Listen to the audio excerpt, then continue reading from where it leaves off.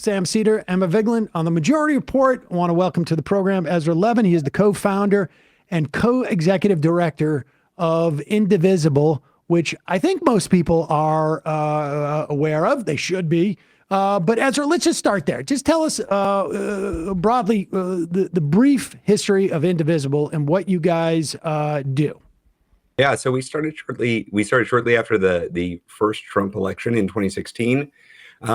Look, we started both because Trump was promising a heinous agenda, and also because there was a vacuum at the leadership level of the Democratic Party, folks not recognizing that they needed to fight back. So people all over the country were saying, gosh, what do we do? What do we do?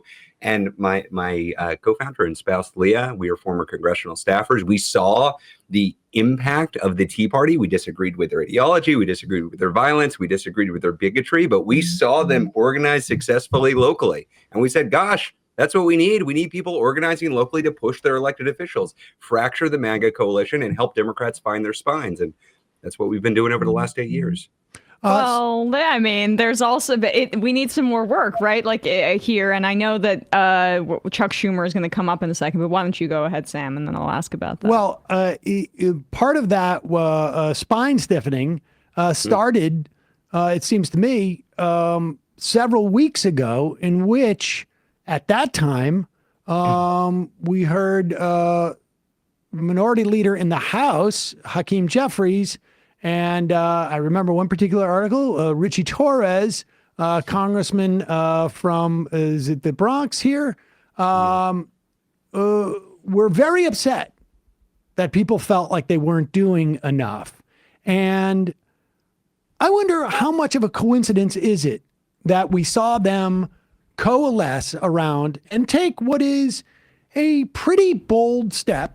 I mean, at least in the great scheme of things over the past couple of decades, the Democrats voting against the continuing resolution like they did in the House a week ago. I don't think it's a coincidence. I think one of the features of grassroots organizing and pressure campaigns like we do is very rarely will the target of your pressure admit, okay, it worked. I've shifted positions because you pushed me. Congratulations, you've won. No, usually it pans out this way. First, they ignore you, then they laugh at you, then they fight you, then you win. And they adopt your position. So what we saw in the House was a historic level all around the country of grassroots movement building, bigger than we've seen since 2017. And what they were looking for were for Democrats to start fighting back. And they were calling and showing up at the congressional district offices and showing up at the town halls of Democratic members saying, hey, we'll have your back, but you got to fight for us. You got to fight for us. And it was slow going initially. Initially, they were ignoring and initially they were pushing back. But look, I've been plenty critical of Hakeem Jeffries over the last few months. He whipped his caucus into shape. They held firm on this, and we should be praising them to the rooftops for doing that. And I do think that's a direct result of organizing all around the country. Hey, is there a different challenge with the Senate? Is it the fact that, I mean, Hakeem Jeffries was in part able to keep his caucus together because everybody's up for re-election in 2 years, and they might be concerned about a primary challenge even sooner than that? And, you know, when you look at the votes in the Senate and who caved on this dirty continuing resolution, these are all people who are far away from their reelection effort or retiring. Oh, obviously, of course, look, the Senate's a different body. It's not a majoritarian institution. They actually had leverage, unlike the House. The House, you know, it's a majoritarian institution. The Republicans had it. They were able to pass the bill with their own votes. The Senate, not the case. They needed 60 votes to pass this. And I think, I mean, you're pointing out something real here. It is no coincidence that every single one of the 10 Democrats in the Senate who happen to vote for this bill, they happen to not be up for election next year. They just happen to just be the folks who have a few more years to build up their reputation again. That's not an accident. I guarantee you there are a lot of other Senate Democrats who would have voted for this if they needed to, but they didn't want to face the pressure from the base. So I think your point is something real here, but the basic idea of local organized grassroots pressure works the same in the Senate as it does the House. It just works on a different time scale. Give me your sense. And I want to get to, you know, obviously you've been critical, and it's been reported that Schumer in what appears to be an ongoing and frankly degrading, I guess, not just degrading personally to him, but literally the exercise itself seems to be falling apart as the further it gets out. Sort of like an apology tour or a rationale tour. But before we get to that aspect of it, what do you think happened? Because it's quite clear now that we have Nancy Pelosi coming out, that when Hakeem Jeffries was asked, do you think it's time for new leadership in the Senate? He said, next question. AOC, when she released a statement, suggested that the House members were blindsided. Do you have a sense of a TikTok of what happened to Chuck Schumer's decision making? Was there any type of strategy involved? I mean, what's your sense of this? Oh, yeah. Look, we were deeply involved. We were working with members of the House caucus and with Senate Democrats as well behind the scenes. I will say there were a lot of folks in the Senate Democratic caucus who wanted to fight back.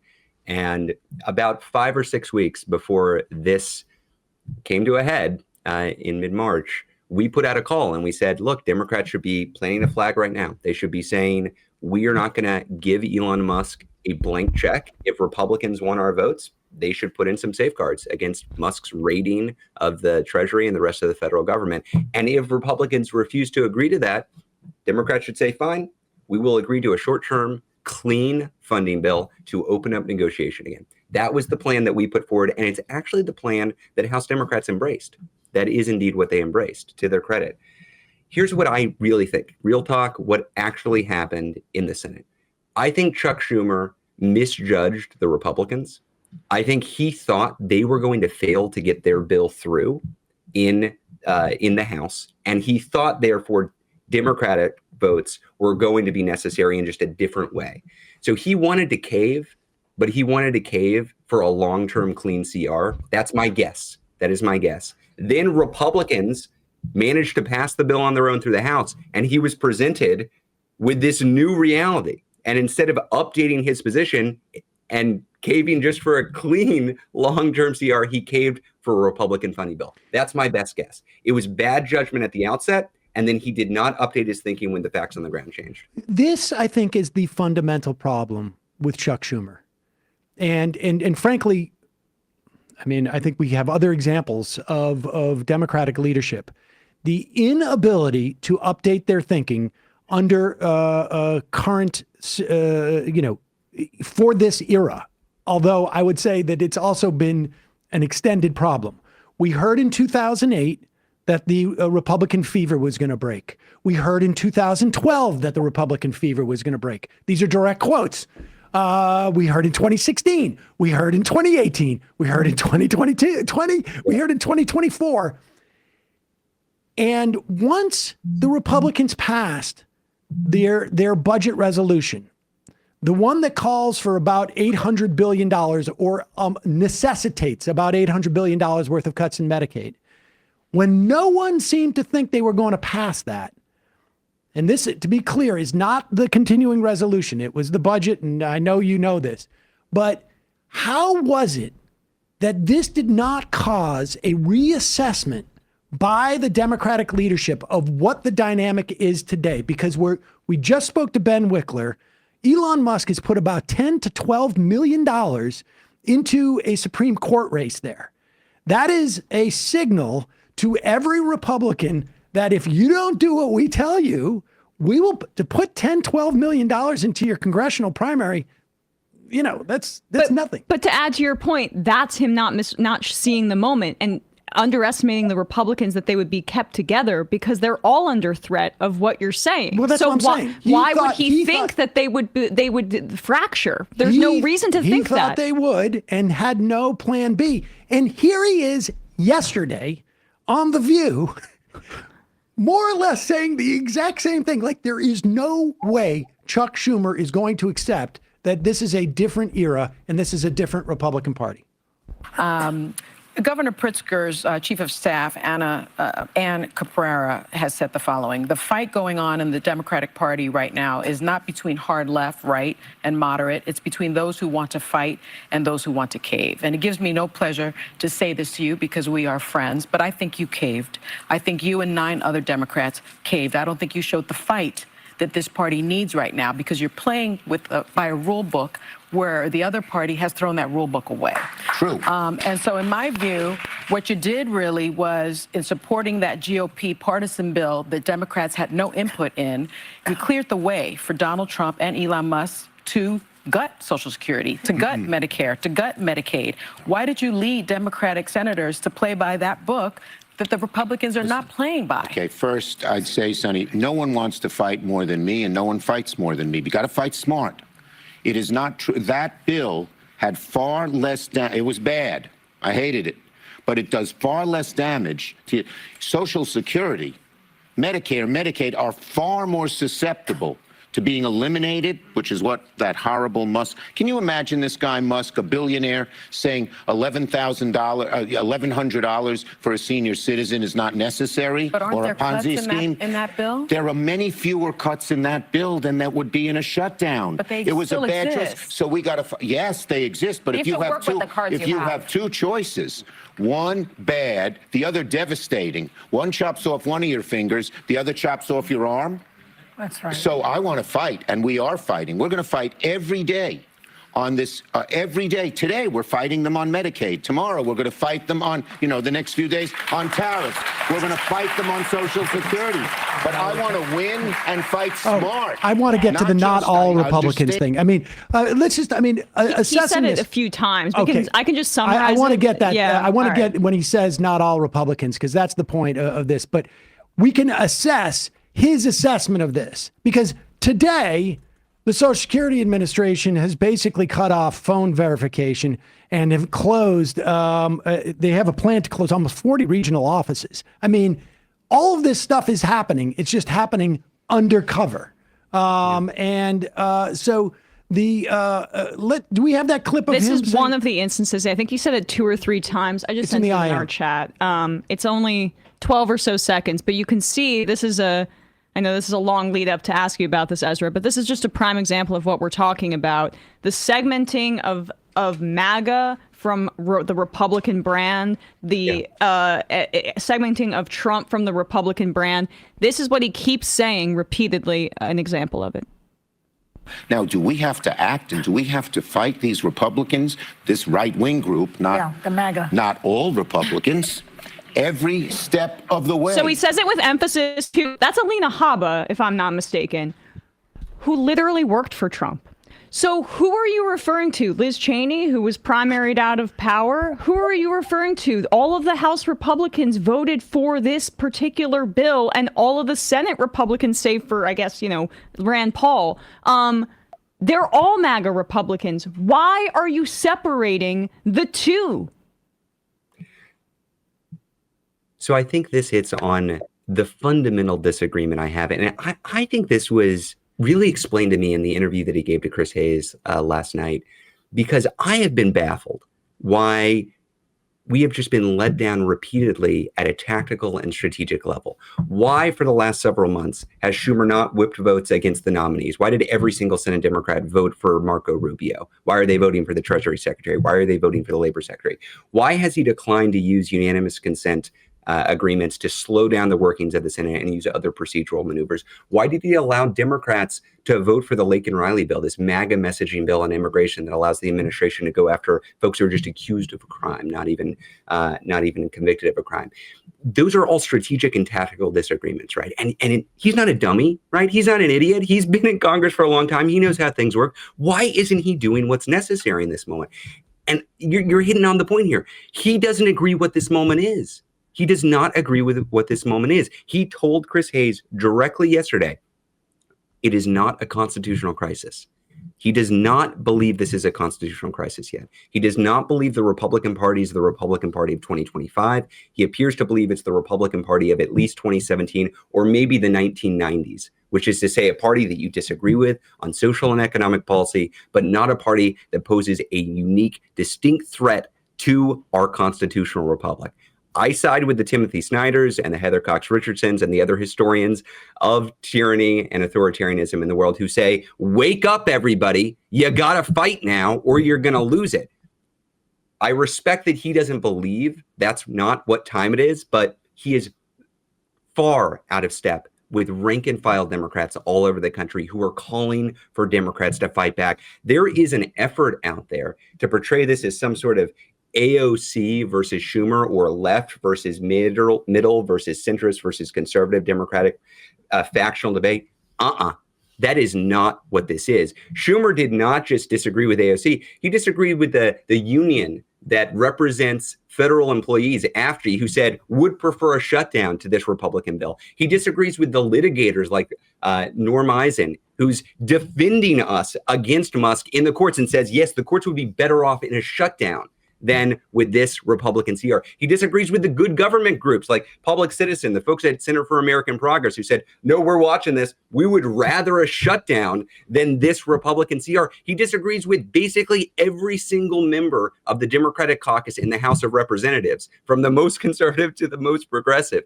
He is out on a ledge here. So when we call for him to step down from leadership, this isn't coming from some ideological space. This is coming from a space of this is a crisis. It's 2025. Our democracy is on the line. Your rank and file Democratic members want you to see you fight. You're not fighting. Let's get somebody in who will. Yeah, I just want to correct myself really quickly. That's not Alina Habba. It's Alyssa Farah. I mixed up the brunettes, but she worked for Trump. Okay. She's a never Trumper now. I mean, I think that is the fundamental problem. Yeah. And I don't even know if one has to accept that this is the constitutional crisis or we're headed towards a constitutional crisis. But this inability to see the dynamic as different from 2017, his whole strategy as articulated, and this is the part like where I am baffled by this. His articulated strategy is that by the time we get to the fall, we're going to see a couple of these lawmakers peel off from Donald Trump because he's going to be unpopular. That's right. Yet, there is no way to indicate once they stop these town halls, there is no way to indicate to the general population what is going on because they're not paying attention to what is happening in a district court in Rhode Island or a district court in San Francisco. You know, I wish they were. We'd have 1,000 times more viewers on this program, but they're not. I mean, that's just the fact of the matter. He is allowing a slow rolling shutdown of the government by Elon Musk, by the Trump administration, and it's slow rolling enough that it's not attracting the attention and allowing for the blame to be put where his strategy is geared towards. And in the same breath, he says they could shut down the government for 6 months and get rid of the worst services. But if he believes that in September, there's going to be a will for senators to part ways with Trump, why wouldn't that happen in 3 weeks after he shuts down all these government services? It's an inconsistent, even within the context of his own premise. Well, and we've actually been through this before with Chuck Schumer helping to lead. Between 2018 and 2019, there was the longest government shutdown in history, 35 days. And who was driving it? It was the Republicans and it was Donald Trump. And what were they asking for? They were asking for more money for ICE, more money for border enforcement, something quasi-similar to what they've been asking for here. What was the Democratic strategy there? They said, look, we won't give in to this hostage taking. We want a clean CR, and then we can open up negotiations and we figure out how we get by this. And you know what happened? We shut down for 35 days. Republicans caved. We got a 3-week clean CR and we got beyond the crisis. They used their leverage in that moment. It actually is possible to do that. But Sam, I will push back a little bit that it's impossible to let folks know what is going on because Republicans are hiding, because that's what we're doing right now. It's congressional recess right now. This is the first congressional recess for senators. It's the second one for House members. A lot of the Republican House members got scared off from town halls because they looked ridiculous in February when they showed up in public and got yelled at by their constituents about Elon Musk. We are all across the country, about 150 of these empty chair town halls, missing member town halls. Constituents are putting on events. They're inviting local elected officials. They're inviting the press. They're inviting other constituents. And they're inviting their Republican member of Congress who is in hiding. And if that member doesn't show, they've got somebody in a clown costume or a chicken costume, or they've got a cardboard cutout. And they make the case that not only is the Republican an extremist for supporting Elon Musk, but they're cowards, unwilling to actually face their constituents. If we want to put pressure on these Republicans and fracture the MAGA coalition, I don't think it's a sound strategy to wait for Chuck Schumer to do it, because he's embraced the James Carville strategy of roll over and play dead. So if you want to put pressure on these Republicans, if you're in a Republican district, it's up to you. You ought to be organizing. But I don't think we can afford to wait. I'm sorry. Elon Musk's approval is somewhere in the mid-30s. We've got Donald Trump somewhere in the mid-40s. You know what Chuck Schumer's approval rating is right now? 27%. 27%. That is who the highest ranking Democrat in Congress is, has a 27% approval rating. And he's talking about how someday, sometime in the future, Donald Trump's approval might drop down to the low 40s. Chuck Schumer can't dream of having an approval rating in the top 40s. Well, we got a call yesterday, actually, from a listener in Kentucky who is planning to go, I think, to an Indivisible sponsored town hall in the 6th district, Andy Barr's district. And she's talking about running against the guy. She's just a woman who's never been involved in politics, but she's seeing the devastation from all these cuts. If we want to, you've outlined one thing that people can do right now, and that is to organize locally or find out if there's another town hall and go there and to organize with people. Organizing the best thing for folks to be able to do. What ability do we have? I'm watching Nancy Pelosi come out. I'm watching others sort of cascading. I think there was a congressperson in Delaware. Maryland Glenn Ivey first to call on him to step aside. Called for Schumer to step aside. Lots of federal workers in that district. What can those of us who feel strongly that we need a Senate leader who is going to fight back, and regardless of why he didn't, whether it's incompetence or just a blinkered notion of the era, or if it was protecting donors' interest and maintaining the stock market, whatever. I've heard a lot of theories. All of them seem to be possible. What can we do as not members of the Senate to push this point more? Yeah, let me say a couple things. One, this is no longer about Chuck Schumer. This isn't about whether you have a positive feeling about the man or a negative feeling about the man. The fact of the matter is we don't have a Democratic Party that currently is capable of leading a unified opposition. And that's not just bad for the country. It's also bad for the Democratic Party's future prospects headed into next year. We just have to recognize this. Why doesn't Donald Trump say we need a strong Democratic Party? Isn't that what politicians are supposed to do? I'm sure in a few months, the Republicans will come to our aid. That's my understanding with Chuck Schumer. So whose hands is Chuck Schumer's fate in? It's not in his own hands now. There's not going to be pressure on Chuck Schumer directly from constituents that's going to lead him to say, okay, now I will step down from leadership. The three categories of voices that matter now are other elected Democrats. So Glenn Ivey being the first House member to call, you should look to see if there are other House members or Senate members to call. That matters.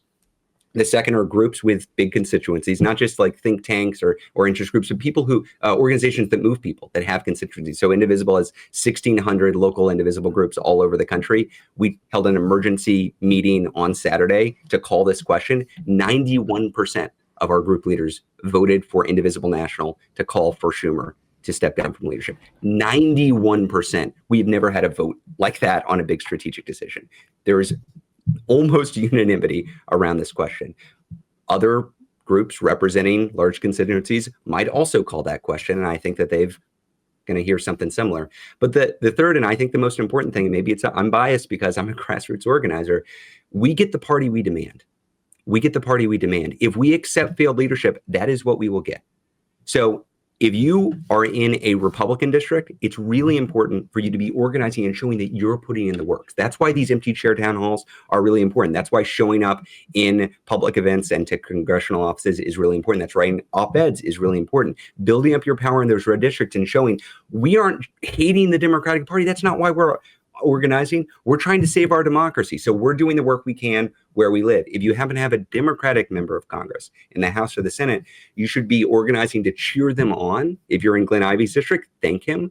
And if they haven't yet taken a position, ask them to take a position. Ask them to take a position. If you demand it, if you demonstrate that there is political advantage in your member of Congress coming out, they're going to come out. Members of Congress love to be praised. They don't want to be criticized. They certainly don't want to be criticized by constituents who are of their own party. Provide that pathway for them. Encourage them to walk it and cheer them on when they do. That is the pathway to getting any kind of change in the future. What is the timeline, lastly, on this?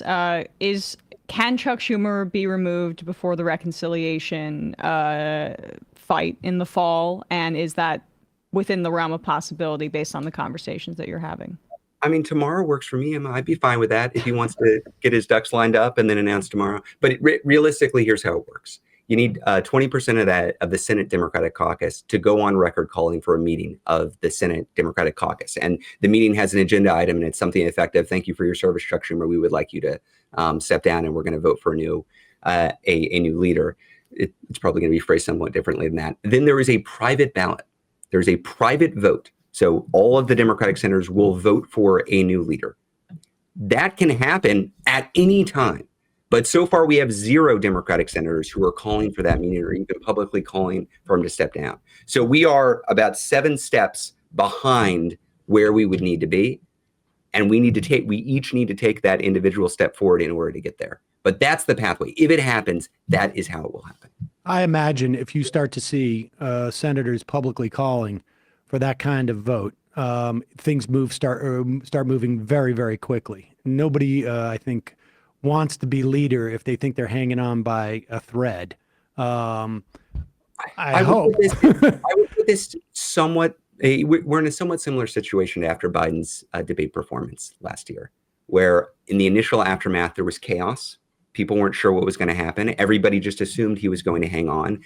Many folks were hanging back and seeing, okay, which way is the wind blowing? How bad is this? Is he going to be able to survive this? Are dominoes starting to fall? So everybody is looking around to everybody else. That is where it is. There's not a leader right now because Schumer can't be the leader of this and nobody else is leading the effort. So everybody's a politician who's going to make this decision. They're pretty good at reading the room. So what do? Well, we got to make the room seem hostile to Schumer. Let's redecorate. Rise the temperature. We got to rise the temperature. Yeah, we just got to increase it a little bit. And that is in our power to do. That is in our power to do. So folks should be contacting your Democratic member of the House or your Democratic senator and tell them time for new Senate leadership. And the more they hear from people about this, the more they're going to realize the incentive structure is going to be in favor of them echoing their constituents' requests. Ezra Levin, co-founder, co-executive director of Indivisible, thanks so much for your time today. We'll put a link to those town halls that are happening around the country. Really appreciate you coming on today. Anytime. Great to chat. Hey, folks, don't forget to hit the subscribe button and check out our daily show. We do it every day at 12 p.m. Eastern for about 2.5 hours. We even take phone calls. You should check that out.